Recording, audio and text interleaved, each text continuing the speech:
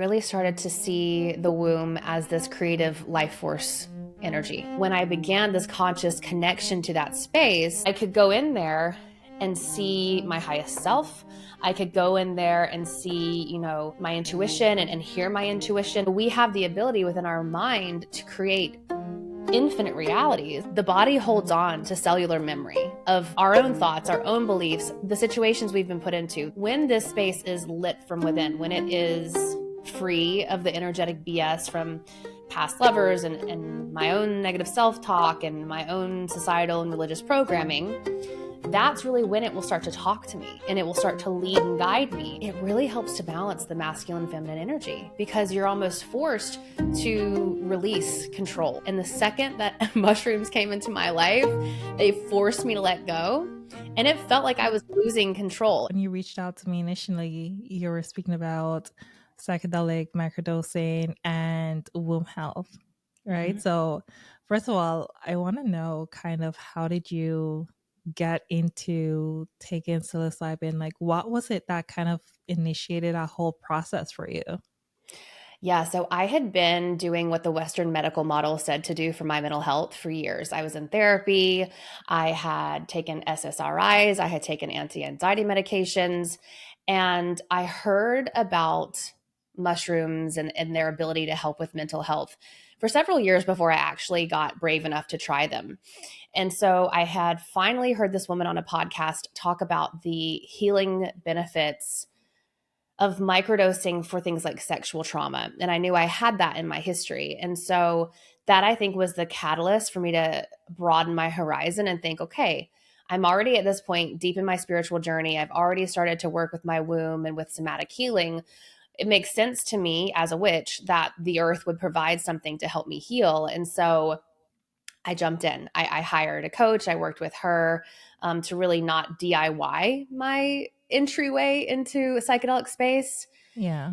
And I was really pleasantly surprised at the beginning how quickly it was able to really jumpstart a lot of the healing that I thought I had really felt stuck in therapy. I was so good at therapy. I was so good at talking about my trauma. My therapist would say things like, "Oh, it's like talking to a peer." Like, yeah, that's a problem. Oh my I still feel terrible. God. And so that for me was really the catalyst. It's like I had already done what had been prescribed to me and I still felt in my head, I still felt anxious. And so I was willing to try something new. Certainly I had a lot of internalized bias around drugs. I was really scared of it being bad. I was a dare kid. I grew up post-Reagan, war on drugs vibe here in the States. And so I Yeah. had to do a lot of inner work on that in the beginning. And I certainly was not talking about it to anybody because I was still a news anchor at this point. I was still on TV every night. And so that's sort of how I heard about them, how I started to work with them, and I guess a little taste of some things that they brought me. Wow. Okay. So break down the process to me because I know, like, I've been told that don't go to Google to get into plant medicine, to like find a facilitator. How did you even begin that process? Was it like through word of mouth, someone that you Mhm. personally knew? How would you kind of advise someone to go about that if they were interested in it? Yeah, 100%. So I had heard a woman named Bijou Finney on a podcast, and then I invited her to talk on my show. And after we hung up the call, I immediately hired her, and she is a psychedelic microdosing guide. And so I totally agree with what you said. Google and the comment section of my social media is like the worst place for you to find facts and to find source, right? To find Yeah. supplies.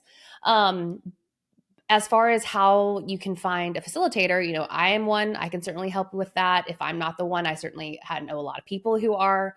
But for me, it really came down to this fact where I'd been DIYing my own spiritual journey. And then I'd been doing what, doctors and therapists said for me to do. And as I branched out into this new realm that felt really scary, truly, it did feel scary for me. I knew I needed someone to hold my hand and to guide me. And that's what a facilitator is. There's someone there to be with you, someone there to and be with you virtually. That's how I do it. That's how Bijou did it.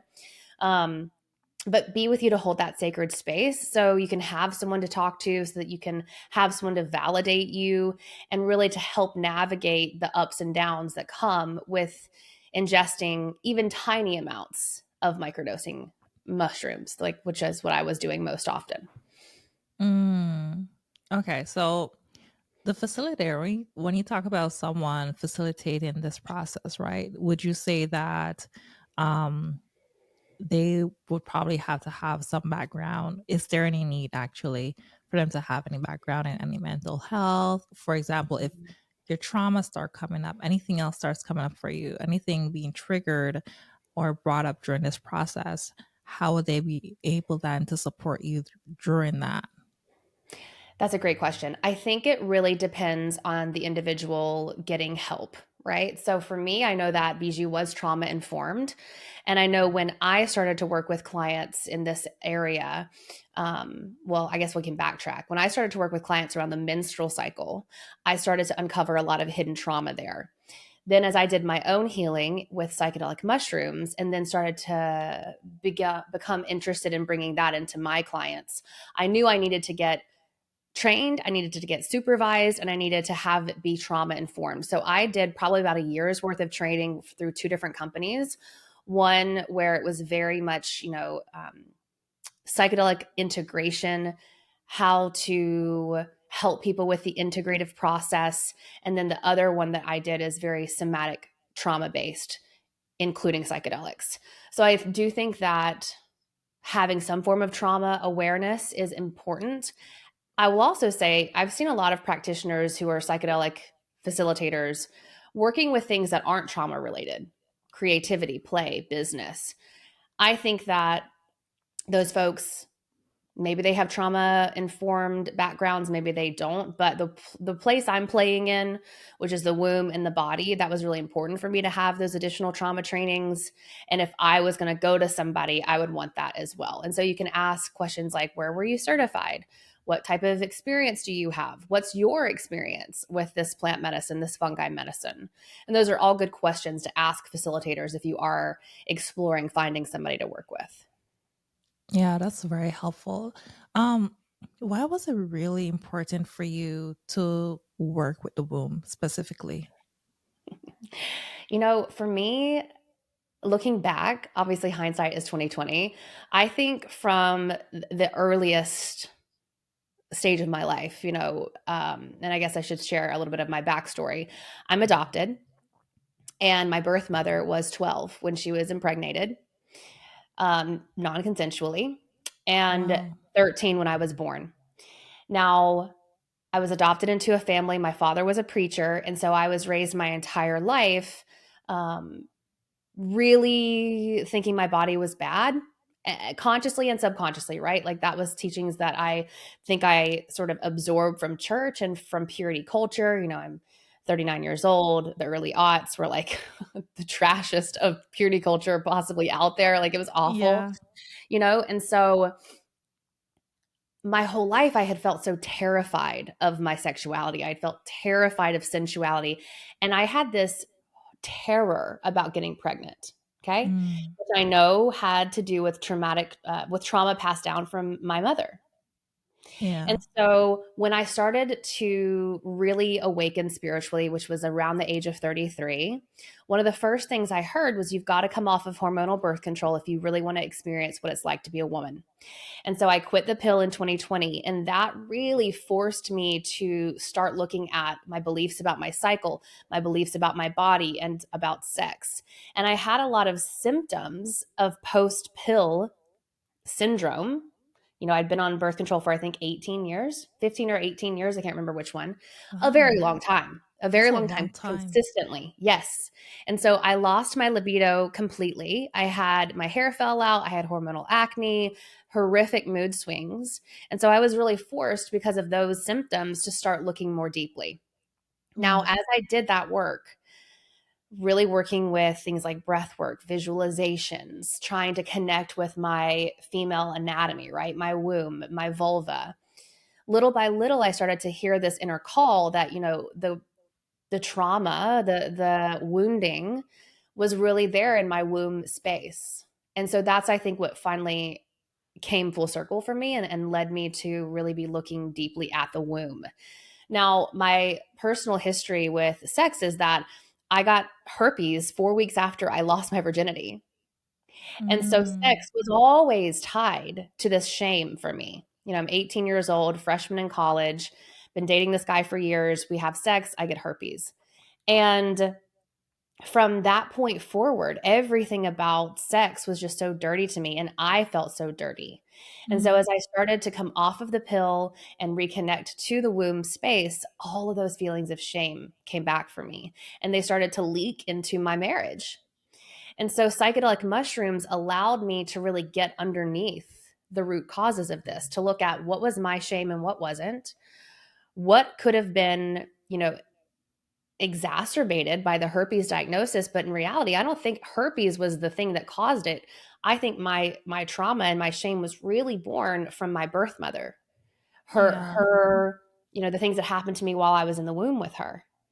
And so that's sort of, I guess, the long answer of why the womb for me has like always been this center point, this power point, this superpower of creative energy and life force.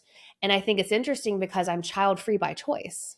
I'm not planning to ever have children. Yet the womb is where my wisdom is, even though I have not birthed a child and don't ever plan to.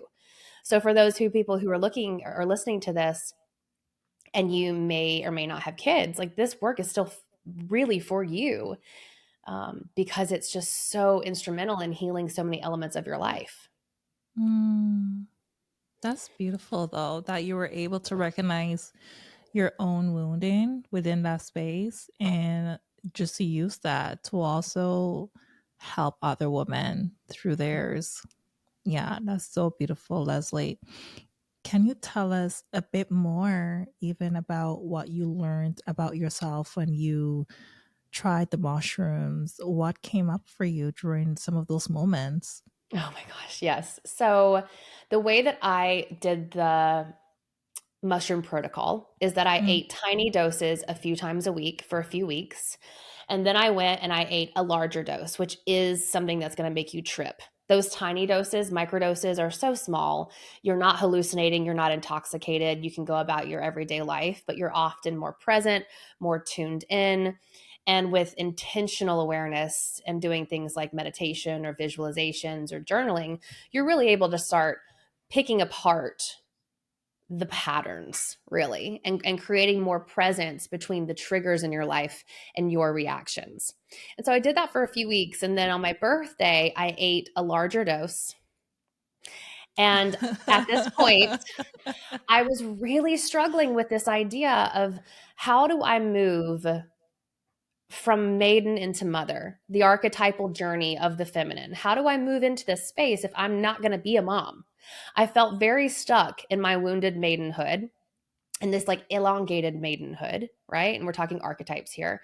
Yeah. And I'm 34 years old at this point. I'm like, this is, everyone around me is in mother. What's happening to me? So I invoked the mother, as I did my ritual before the mushrooms, and, asked her to come and to be with me and to show me, what it is that I'm here to do. Well, I sat at the feet of the reptilian goddess during that journey. I saw my dog come to me in human form and be my guide for the whole journey.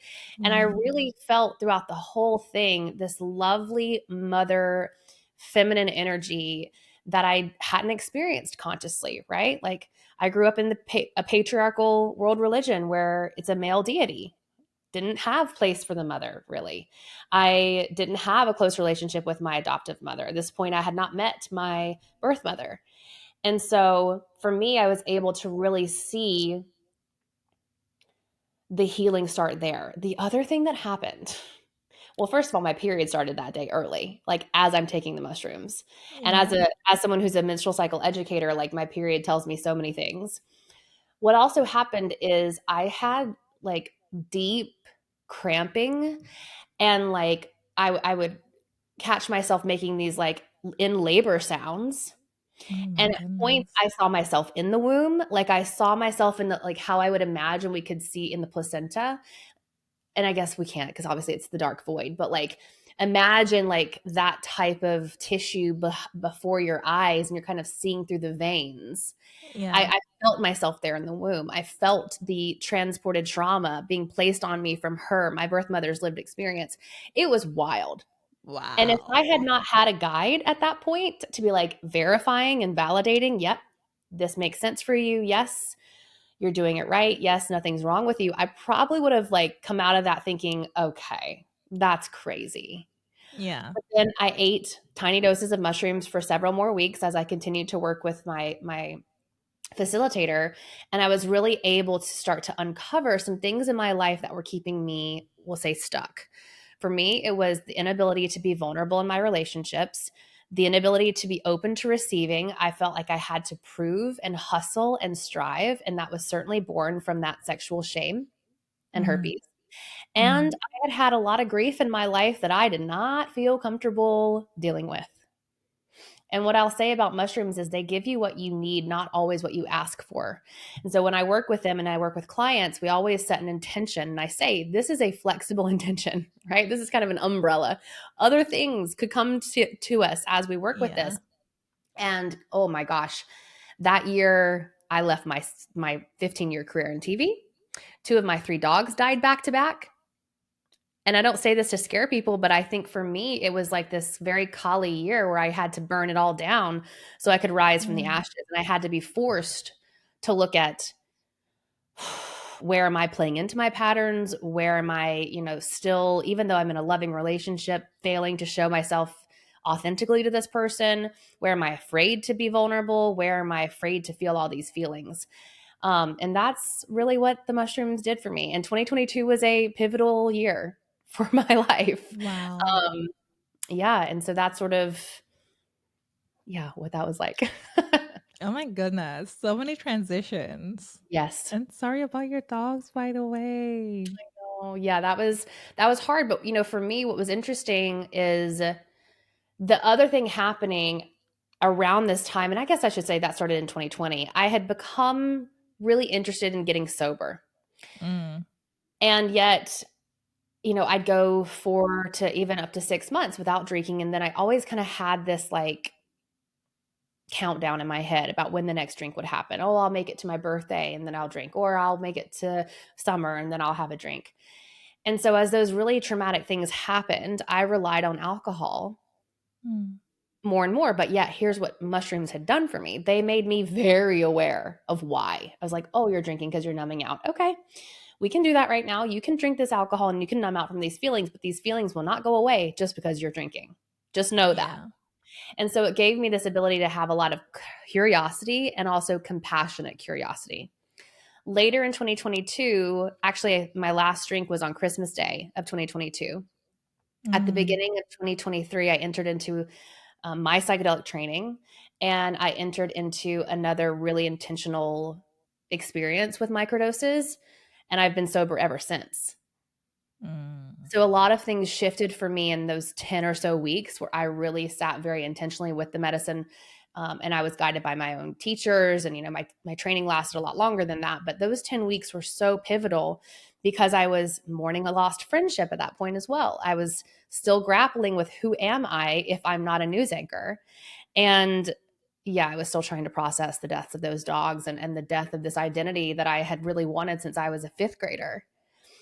So all of that sort of came to fruition thanks to no longer drinking. But the no longer drinking was possible because I was being held by the sacred mushrooms. At least that's what I believe. I love that though. I love that for you. That those are a lot of really impactful transitions that you went through. Yeah. Yeah. Yeah. So from your experience, and I know like it's different for everyone, trauma shows up in people's body, but we as women, we carry a lot of trauma in our wombs, in our hips, Yeah. in the lower region of our bodies. I'd love to know from your experience personally and also from what you've seen with your clients, can you tell us more about how trauma shows up for us as women when you look at the womb and what goes on there, maybe with our cycles or maybe with our creativity or how we show up, like you mentioned, not being able to be vulnerable.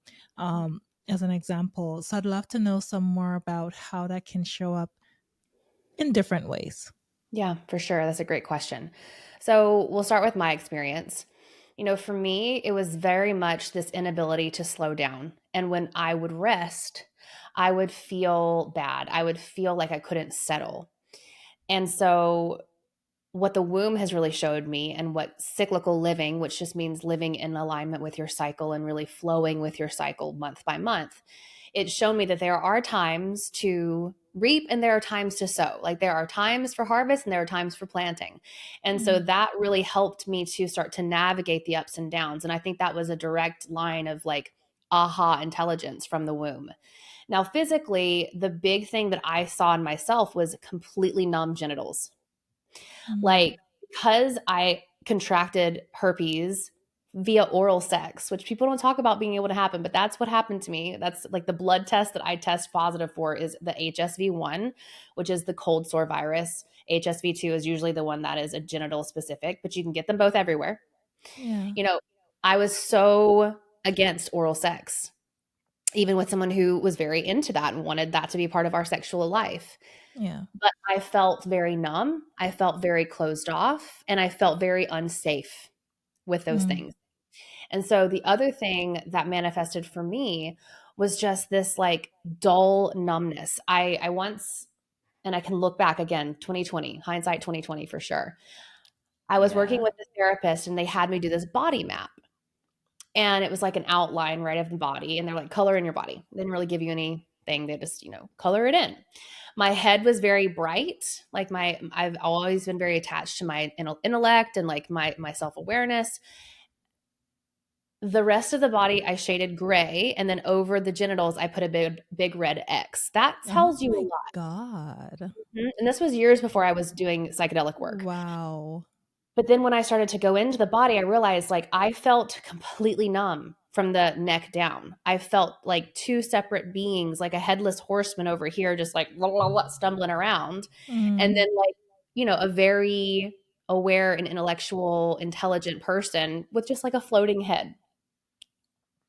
Now, with wow. my clients, I see this manifest in endometriosis, especially in people of color, women of color, Mm, big time. Endometriosis, I have seen it in PCOS, which is basically how I've seen it presented as very irregular cycles or missing periods for a prolonged amount of time. A lot of people who I have worked with who've had that have a very big imbalance between their masculine and their feminine energy. I had that as well. When I came off of the pill, oh, I did not get my period for like 9 months. And that's kind of typical for how long I was on hormonal birth control. But even when I did get my bleed back, it took another year ish for it to become um, regular. And regular when it comes to a menstrual cycle is, having a cycle that is roughly the same amount of days month after month. So like a 28-day cycle, and then a 30-day cycle, and then a 29-day cycle, and then a 31-day cycle. That's pretty regular. yeah, I was at first experiencing like a 28-day cycle, a 39-day cycle, a 25 days. It was everywhere. And that I yeah. think was because one, the hormones were imbalanced, but two, the energy was imbalanced. Pain during Mhm. sex, a huge one. Um, Infertility, miscarriages. So I worked with one person who had come to me after having a miscarriage. And as we started to do this work, they remembered a sexual trauma that they have forgotten. And Mm, so repressed and unconscious trauma in the body is another thing that is laying often dormant in the womb space. Um, and we did work on that with her, and she later became pregnant. She has a healthy little girl now. So I think for me, those are sort of the symptoms that I often see people experience. The other thing I'll say, I work with a ton of women who don't bleed anymore. Maybe they've had a hysterectomy, which causes its own trauma, surgical mm, trauma, mhm. or they're past their bleeding years. And so for those folks, what I see is like this inability to know what's next. Like they're in a life transition and they can't figure out what the next step is, or they feel like stuck. And that's very, it's very much my story. I felt very stuck in maiden. I didn't know how to progress to the next life stage. We don't have rituals in our Western world, really. We don't. We don't have like Yeah. these rites of passages. And so for women who are no longer bleeding, I often see them come to me where maybe they've got a transition, for instance, somebody has passed away and they don't know how to move on with life without this person. Or maybe they've lost a job or they want to leave a job. They don't quite know how to step forward. Whether or not you have a womb, the womb is like the wisdom center for those types of decisions, because from that central place of your power, you can move forward with more confidence.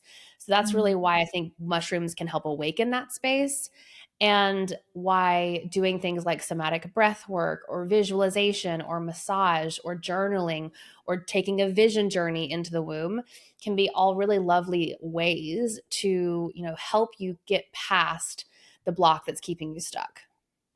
Yeah. Absolutely. I'd love for you to talk some more about that. You spoke about even earlier going into the void and about women truly knowing and acknowledging the power that is within the womb, even if you're not a mom, even if you never intend on becoming a mom. Like, I'd love for you to speak about the void and just the power that we have there. Hmm. For me, I really started to see the womb as this creative life force energy, right? We know that it creates life literally. Yeah. And that's off, if you're in, specifically heterosexual relationships, but any relationship, when you have sex, you're often inviting life force energy from that other person in through the genitals. And Yeah. so for me, I started to see that space within myself as like an energetic junk drawer, where Wow. all of the negative self-talk I was storing there, the energy of past lovers, it was getting stored there. And so when I began this conscious connection to that space, I really had to like clean out the junk drawer. And visualizations helped me with that. And that was basically me, in a meditative state, breathing into my lower belly, and then like imagining in my mind's eye, I'm going into my womb cave. I have a very specific like image in my mind. Immediately I know what my womb cave looks like. Some folks have a different image, but that was mine. And I could go in there and see my highest self. I could go in there and see, my intuition, and hear my intuition, and like really hear and see what I needed to do next. And so for me, that was sort of one of the ways that it sort of began to blossom for me, this relationship with my womb. Now, like you mentioned, folks who are deciding not to have kids, or they have had kids and they don't want to have any more kids, the womb can be a really sacred container for projects and ideas. And the way I work with that is to align it with my cycle. So I like to at least like spend a month on an idea, and do what I call bleed on it. Right. So if I have something coming up for me, if I'm going to launch a new offer in my business, or if I'm going to decide to move jobs or move house or whatever, I like to spend a whole menstrual cycle, from my inner spring all the way through my inner winter, really sitting with that decision and letting my womb show me what it thinks I should do. Because for me, the womb is my guru, like for real. Like my spiritual practice has everything to do with my womb and my menstrual cycle. For Mhm. other people who might not be as quote unquote like woo into that, I would just share, if we can birth life from this space, we can birth anything we want. We have the ability within our mind to create infinite realities when we really put our minds to it and we know how to work with that. And so for me, adding in the body, adding in the womb was just sort of icing on the cake for some of the manifestations that I was already trying to do. Mhm. Um, the other thing, well, I guess the one thing I'll say, how would I share about how I knew it worked? So I knew that this was a place within the body that held on to trauma. I knew it was a place within the body that could help me move beyond my trauma. When I Yeah. was doing a massage internally, so it's called cervical de-armoring, or some folks call it vaginal massage. but using a specific glass wand, so basically a glass dildo, you do a trigger point massage starting on the outside of the vulva, thinking of it like a clock, 12, 3, 6, 9, pressing with some, pressure, not hard, but breathing into the space and sort of massaging that area. It's not necessarily a pleasure practice. Think of it like a trigger point massage. Like if you've gone to massage and you've gotten emotional, that's because your body's holding stored memories of feelings, thoughts, and beliefs. Yeah. Well, I'm doing this process, and this was before I had started to work with psychedelic microdosing. So this was a totally sober experience. And I'm about 2 inches into my vaginal canal. On the upper right quadrant, I feel this pinch, almost like pins and needles, like when your leg goes to sleep. And then I Yeah. immediately heard this man's voice that I had dated after I got divorced in my late 20s say, "You fat B." And he called me the B word. What? Yeah. Oh And I my had not thought of this man God. in years. And I'm like, what in the hell is he doing there? Why is he there? Right. So for me, and I got very emotional, and I continued to massage that area, and I continued to breathe, and I went back around the clock. I think that was at like the 3 o'clock, or maybe it was like 1 or 2. So I kept going around the circle, and I got back to that space, and I continued to breathe through it, and I was able to release that memory from my body. But Mm-hmm. that showed me immediately that the body holds on to cellular memory of our own thoughts, our own beliefs, the situations we've been put into. That man I had had sex with, so his energetic imprint was in my body as I'd Yeah. taken him into that womb space. And so for me, that really was like a proof. I needed a lot of proof back then that this is not crazy, Yeah. that this isn't Yeah. just like complete woo woo BS. And so that Yeah. was really something that for me helped me understand, okay, this is legit. And so I share that because that type of work was really instrumental in me cleaning out that space and really starting to understand, okay, when this space is lit from within, when it is free of the energetic BS from past lovers and my own negative self-talk and my own societal and religious programming, that's really when it will start to talk to me and it will start to lead and guide me. Okay, is this what I want to do? Is this what I want to do? And it can be big and small decisions. It doesn't have to be something so, huge as like, do I quit my job? It could be, do I want coffee or matcha today? Like your Yeah. womb will show you the way if you just start to learn to listen to it. Yeah. Oh my goodness. I've always wanted to try the vaginal massage because I also have sexual trauma Okay. from childhood. Mm-hmm. And yeah, also a whole slew of chaotic relationships from my 20s. Mm-hmm. So, like, yeah, I've always wanted to try that, but I don't know. Like, can you do that? Do you have to like have some type of training to do it on yourself? Or because I know from what I've seen, people have had other Mm-hmm. facilitators do that for them. So, how does that even work? Well, I'll be very honest. That was like elite level shit that I should probably not have been messing with like that early in my journey. But like I said, I'm like a consummate DIYer. I'm like, let me read about a thing, let me try it on myself. I'm at one Yeah. three in human design. So like I am just like the F around and find out girl. And so I don't recommend this to my clients ever, unless I've worked with them for a while. But I don't necessarily think you have here's the controversial take. I don't necessarily think you need to go to a practitioner. I think practitioners in that specific world are fabulous, just like psychedelic practitioners. And I'm also never going to tell someone that you can only work with mushrooms when you have a facilitator. You can work with them on your own.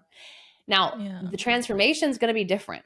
Now, if I had worked with somebody, not been doing it on my own like Renegade, I'm sure the experience would have been more pleasant. Because let's be honest, like after that happened, it really created a big trigger in me for a little bit of time, and I Yeah. worked through it. But like that's the brilliance of having someone there with you, is to hold that space and to hold the container. Now, with all that said, I think that one of the biggest problems I see in women is that their unwillingness to look at their vulva, to touch their vulva, and to be with their own body. And so for that reason, I think vaginal massage is brilliant.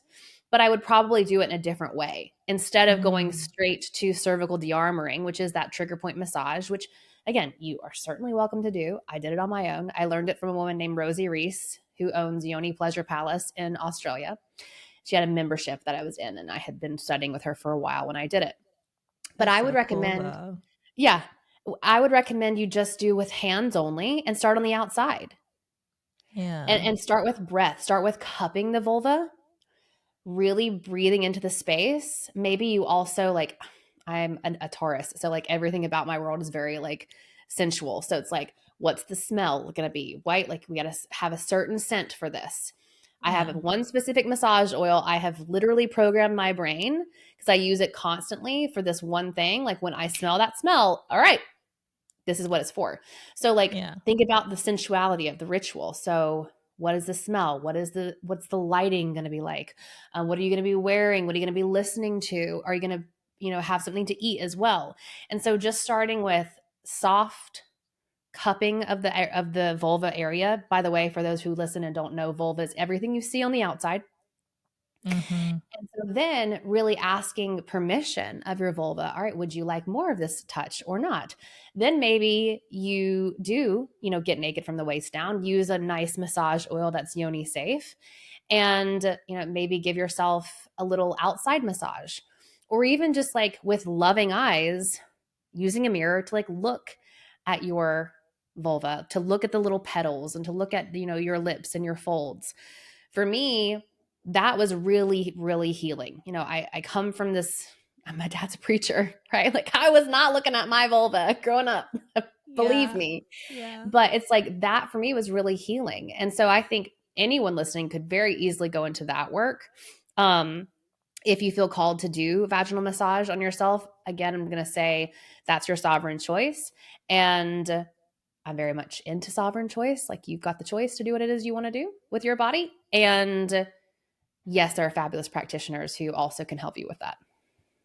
Beautiful, beautiful, Leslie. Okay, so tell me more about your program because you talk about cyclical microdosing Mhm. and combining that with also somatic work. So I'd love for you to tell me how you came into developing that and kind of just like how it all works. Yeah, for sure. Thank you for letting me talk about this. So, my program, which is my one on one program, Unbound, is from what I've experienced, the only program that's combining somatic healing based on the female nervous system with intentional microdosing and also womb and cyclical wisdom.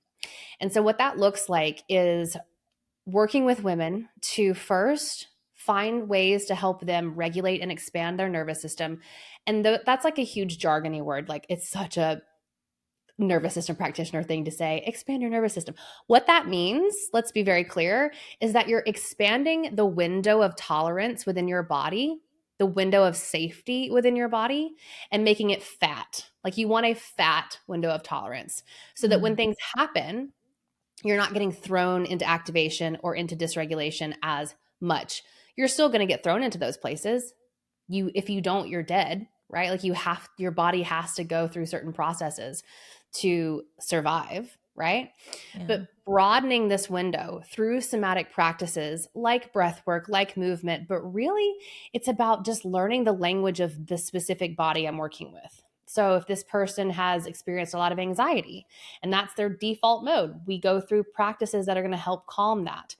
If there's someone who has had depression, we go through practices to help with that. If they're in burnout, if they're living in chronic stress, if they have mood swings, right? That's the first thing. And that's where the somatic practices come in.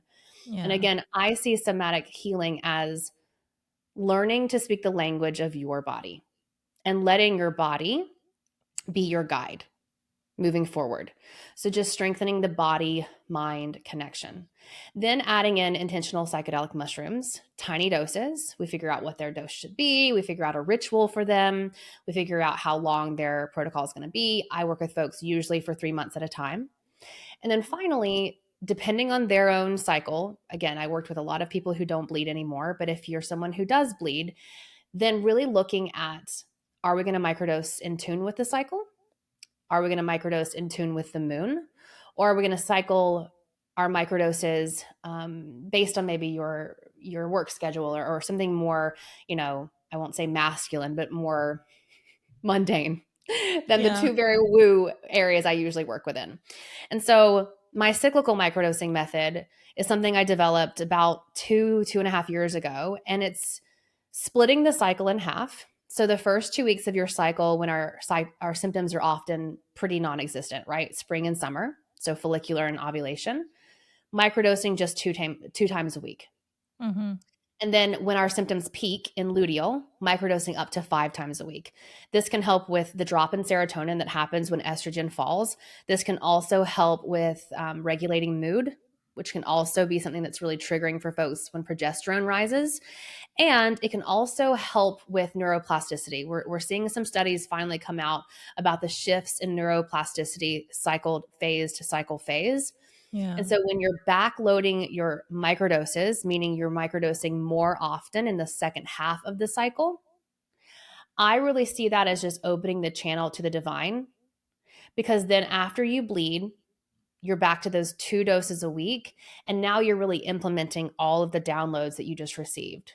You Mm-hmm. have been picking apart the patterns. You've been looking at how like you're the main player and all the BS happening in your life, and like how are we compassionately, being curious about that. Mm. And so that process, I've seen it decrease people's period pain by up to 60% in a month. I have seen it help with mood swings significantly. Yeah. I've seen it help with energy all month long. That's certainly something that's done for me. And more than anything else, it really helps to balance the masculine feminine energy, because you're almost forced to release control. Yeah. And when we do, and I often say this is something that I learned, I had been white knuckling life. I'd been holding on so tight to my career, to my grief, to all the things I didn't want to deal with. And the second that mushrooms came into my life, they forced me to let go. And it felt like Mm. I was losing control. It did feel like I was falling, because I was no longer hiding. I was no longer holding on for dear life. But then all of a sudden, all of these things started to fall into the palms of my hands. I was receiving all of these blessings and all of this abundance. And Yeah. so that's really a big thing that I work with people on, is allowing them to start to trust themselves, and from that trust the divine, if that's something that they choose to move into. I work with mostly mystical or spiritual people, or trust others, or trust, that they can make their own self choice. And so yeah, that's, I guess, the briefest overview of what my one-on-one coaching program looks like. I also I have a group love membership that. for people as well. Yeah. That's really cool. And yeah, I mean, this is a space to talk about all the woo. So Love it. you're in the right place. You're definitely in the right place because we talk about that a lot here. So, you know, what would you say, I guess, your clients should be prepared for coming into, this experience with you, this experience with reconnecting with your womb, with healing, with dealing with their trauma, and a lot of things that are sitting inside of them that they probably don't recognize is there. I think most of my clients just have to remember that this is not talk therapy. You don't actually have to talk about what happened to you. I'm not going to ask you to like talk about your past. If it comes up, that's totally fine, but it's not the point of the work that we're doing is not to like have you continue to intellectualize and retell yourself the story, which is just repattering you to like live in that story. Yeah. I think folks who work with me and have a lot of success are people who've already been to therapy, who are already pretty self-aware, and they have felt stuck in therapy. They're not getting anywhere. Maybe they're like, gosh, I've been with my therapist for 3 years now, and this is just like a thing I do every Thursday at 2, but it doesn't Yeah. get me anywhere. The juice about the work that I do is it returns you to the self that I believe you're always meant to be before everything society told you, right? Like before your worth was, kicked, before your self confidence was kicked, before self doubt creeped in. And that can be deeply triggering. It can be Hmm. deeply triggering work in the beginning. It can feel dysregulating. Like I said, if you've been holding on this tight to life and then you finally let go, first you feel like you're falling before all the goodness falls into your hands. Yeah. And so that's for me what Yeah, that's kind of for me what I love to watch is like that moment of complete release and surrender. What I do find happens really quickly with the mushrooms, especially Mm. paired with the somatic practices, is a lot of times people who have felt so bottled up and so stuck and so just numb to life will often, and I can't say always because I don't know what's going to happen when they invite mushrooms into their life, but mushrooms seem to like give these people a really beautiful experience for the Yeah. first like week or two. And then yeah, it can make things worse where like they're feeling really dysregulated and maybe the mood's crazy. And we navigate that. Like we have tools for that. But it's just such an interesting experience in like letting go so that you Mm. can come back home to yourself. And Oh it's my hard for me God. at times to like articulate what it is that I do and what it is that I see people go through. But I think truly for me, I was disconnected from my body and I hated my body and I was ashamed of my sex and I was ashamed of like my desires. And I Mhm. didn't know what my purpose was for a really long time. And I would hear people say like coming home to yourself, coming home to your body. And it felt like this like far out, like totally left field 5D BS. But what I know Yeah. is that my body is actually like home to every answer I've ever been looking for. The problem was that my mind was just so dang full up with all the things I thought I should be thinking or should be doing that I couldn't listen to my body. Your body's so quiet. Even when you've done this work for a long time, your brain will still try to out talk your body. And Mm. so for me, that homecoming to self and having that like true self reliance and the confidence that you know what's best for me has been so lovely to watch in my own journey, but with my clients too, clients with chronic illness, clients who have been, you know, totally mislabeled and ignored by the medical industry, right? Oh yeah, there's that too. Yeah. I worked with two people who during our time together finally got endometriosis diagnoses. And like just watching them shift from like hating their body, hating their womb, hating the fact that they've been trying to get doctors to listen to them for years and then have that happen while working together and have that just, oh, like that release. Like, oh Yeah. my God, I can trust myself. I'm right. Like I'm not crazy. That's just really Yeah. nice too. Yeah. Wow. Yeah, I think the medical field has done women a huge injustice. I mean, it's not the greatest. I mean, it serves its purpose when it comes to certain things, definitely. I'm Yeah. not bashing it, but I mean, it does do a huge disservice to us generally, but especially to women. Yeah. It's And I crazy. it is crazy. And I think for me, what was really interesting and one of the reasons why I really went this holistic route, right? Is because the other thing that occurred to me after the pandemic was that like the laws of the land, like the laws of man didn't make sense to like what I really felt intuitively in my body, right? Like why can somebody Right. right across the border from me like legally smoke weed and I can't? We're both humans. What makes them different than me just because they live at a different Right. place? You know, that was one example. Obviously, with the pandemic, we had all of the masks things, and we had certain cities that were shutting down and certain ones that weren't. And I realized at that point that, like, these things are not illegal because your government cares about you. You don't have a loving government, right? Like, they're illegal because when you start to explore these parts of yourself, you become ungovernable because Exactly. you understand that you are the sovereign being here. And you also understand that you're sovereign and you are, and everybody is, no matter what the belief system is. And I think right now, what's so fascinating here in the States is like it is divisive AF. We just had somebody murdered yesterday. Yes. It was Oh wild. And we had my another political killing God. 3 months ago. Like it is crazy out here. And I think to me, it's like, if folks would just like eat some mushrooms and like connect to womb wisdom, like you would understand that we're all one. Seriously, like you would be like, Right. of course I'm not going to go to war. Like I'm going to go help those people. Like this is psychotic to think that Exactly. this power over structure is going to work for us for much longer. And I think for me, that ability to really like understand that I'm not separate from, I'm really like Exactly. part of the collective was really healing and really lovely. And I think for me also, and I'll say this too about wombs and mushrooms. Mushrooms come from death. Like having a womb is a consistent psychedelic experience.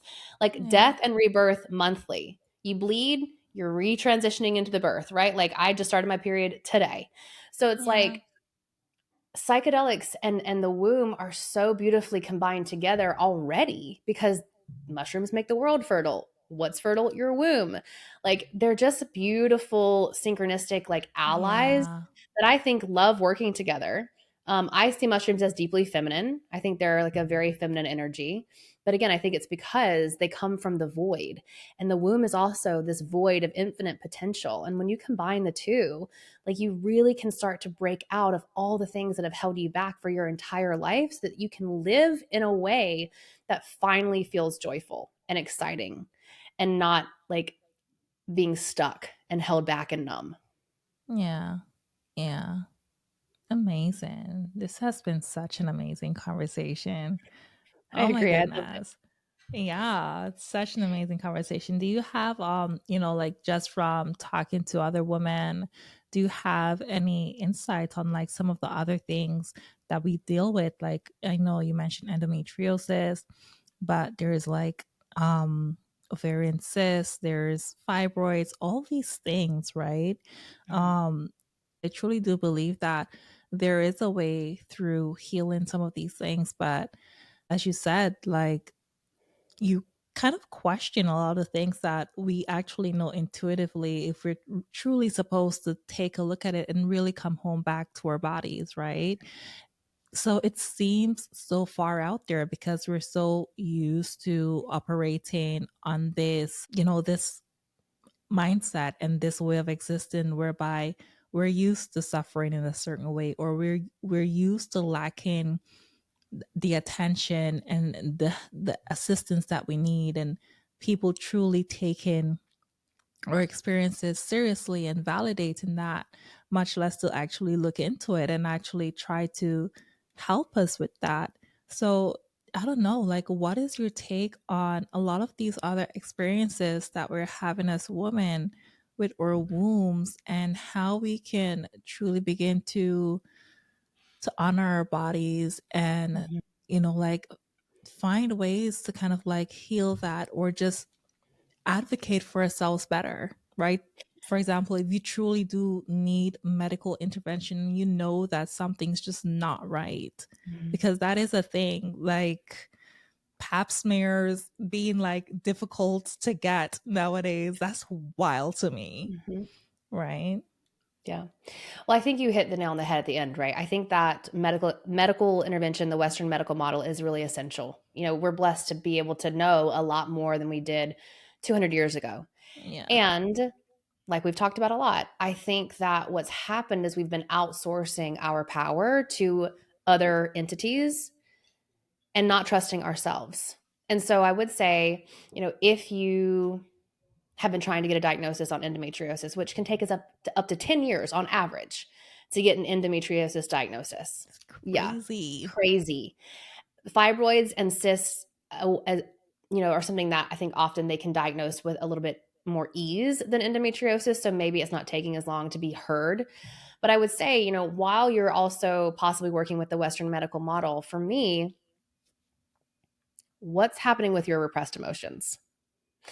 Like, I interviewed somebody on my podcast who did such a wonderful job of explaining this, but emotions stand for energy in motion, and energy is neither created or destroyed. And so if you're keeping those emotions locked in your body, like I was with grief and with sadness, things are going to finally manifest physically if you're not dealing with it, right? If you're not moving it Right. out of the body with breath or journaling or with psychedelic mushrooms, right?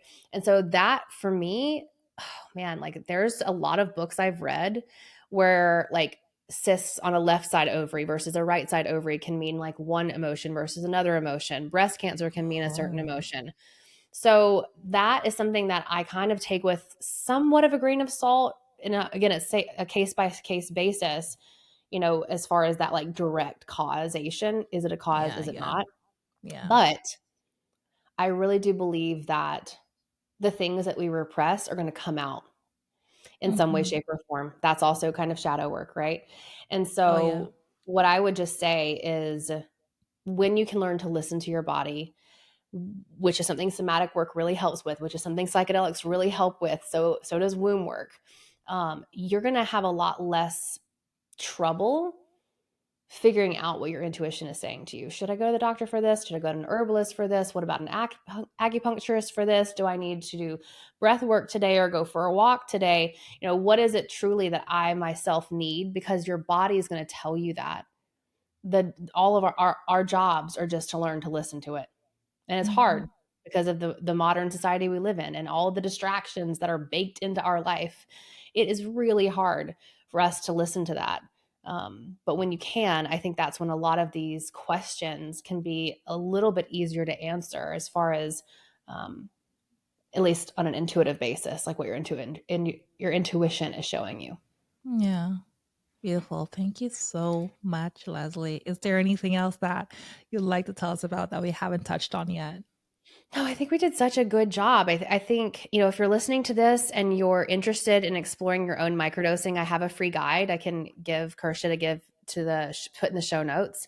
It answers every question you've got, including the ones you're too afraid to Google. And I also have, for folks who are really ready to explore their own somatic healing journey, a 9-minute practice I call the shift method that I created about a year and a half ago, that has been instrumental in helping me connect to my body. It's 2 minutes of journaling, 3 minutes of breath work, 4 minutes of intuitive movement.